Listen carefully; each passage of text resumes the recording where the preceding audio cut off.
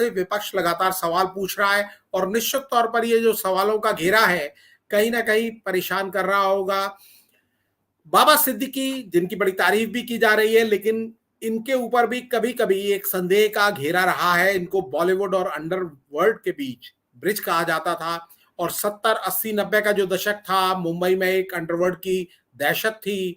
आ, किसी जमाने में डी कंपनी जो चाहती थी, ऐसा दावा किया जाता था, वो काफी कुछ बॉलीवुड में होता था, मुंबई में होता था। हाजी मस्तान वगैरह का दौर एक अलग था। हाजी मस्तान दिल्ली मुंबई में ही रहते थे और वहीं से ऑपरेट करते थे, लेकिन डी कंपनी के दाऊद इब्राहिम 1993 के बाद से वो दुबई चले गए या कहीं और चले गए, उनकी आज तक देश में तलाश है।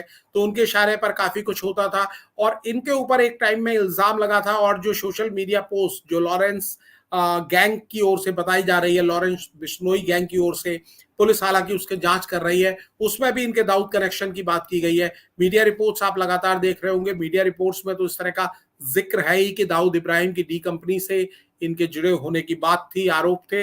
लेकिन लंबे समय से ये इस तरह के विवादों से दूर रहे थे और ये भी दावा किया जाता है कि एक दौर में दाऊद इब्राहिम ने भी इनको फोन पर धमकी दी थी और इनसे कहा था कि राम गोपाल वर्मा को बुलाऊंगा और तुम्हारी फिल्म बनवा दूंगा। कि एक था एमएलए, क्योंकि एमएलए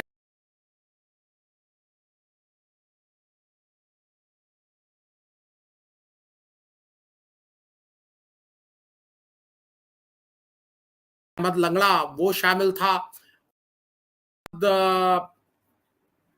ये पूरा मामला हुआ और लॉरेंस बिश्नोई का जो नाम आ रहा है इसमें, अब पता नहीं ये लॉरेंस बिश्नोई है या नहीं, केवल सलमान खान से दोस्ती थी इस बिना पर। तो सलमान खान से तो अंडरवर्ल्ड, माफ कीजिएगा, बॉलीवुड के अंदर बहुत से लोगों की दोस्ती है, तो तमाम लोग क्या लॉरेंस बिश्नोई के रडार पर आ जाएंगे। और ऐसा टाइम, दशहरे का दिन, जिस दिन शिंदे अपनी सरकार का बखान कर रहे थे, जिस दिन देवेंद्र फडणवीस भी सरकार की खूबियों के बारे में बात कर रहे थे, उसी दिन ये घटना होती है। तो निश्चित तौर पर हरियाणा में जीत के बाद जो बीजेपी को जोश मिला था, जो महायुति को जोश मिला था, और उस दिन ये घटना होती है और वो भी सत्ताधारी गठबंधन के प्रमुख नेता। लेकिन सवाल सबसे ज्यादा विपक्ष के नेता पूछ रहे हैं। तो निश्चित